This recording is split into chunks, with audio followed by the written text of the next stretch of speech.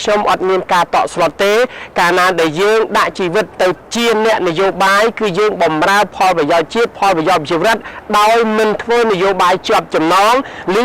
ឬយកលៀបសការៈណាជាធំទេអញ្ចឹងហើយអ្នកនយោបាយគឺលះបង់ហើយបើធ្វើនយោបាយដើម្បីផលប្រយោជន៍ជាតិនោះបាទសម្រាប់អ្នកនយោបាយដូចខ្ញុំបានអានថាបើយើងចូលអ្នកនយោបាយហើយគឺយើងលះបង់ជីវិតហើយខ្ញុំអត់ចង់នឹងអ្នកដឹកនាំពីមុនមួយចំនួនដែលតែងតែបន្លាចមនុស្សចំនួនក្រោយ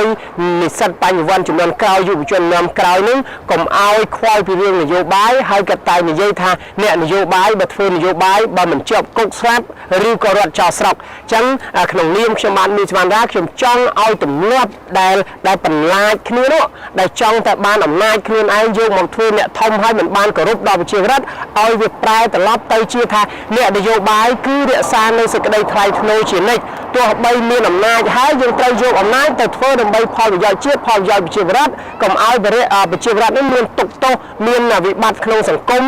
ផ្ទុយពីរដ្ឋធម្មនុញ្ញផ្ទុយពីគោលការណ៍លទ្ធិជាតិនិងការគ្រប់គ្រងនោះអញ្ចឹង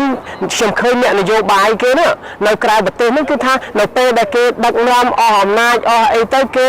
ចូលនិវត្តន៍ទៅគឺថាគេអស់បំរើផលប្រយោជន៍ប្រជាពលរដ្ឋផលប្រយោជន៍ជាតិគេយកខ្លួនគេដែលមានចំណេះនោះទៅសេជាសភៅដើម្បីឲ្យមហាជនឲ្យប្រជាពលរដ្ឋក្នុងចំនួនក្រោយបានមើលផ្ដល់គំនិតគ្នាទៅវិញទៅមកអំពីអ្វីដែលជាបញ្ញាញាណនៃការចេះដឹងធ្វើឲ្យប្រទេសរីកចម្រើនធ្វើឲ្យមនុស្សនោះមានខួរក្បាលសម្រាប់អភិវឌ្ឍប្រទេសនោះហើយនឹង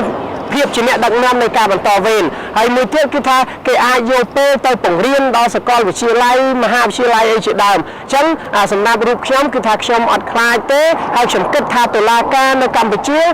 គឺគួរតែឬក៏ត្រូវតែអាចធ្វើបានគឺយើងធ្វើតាមវិជ្ជាជីវៈរបស់យើងទៅ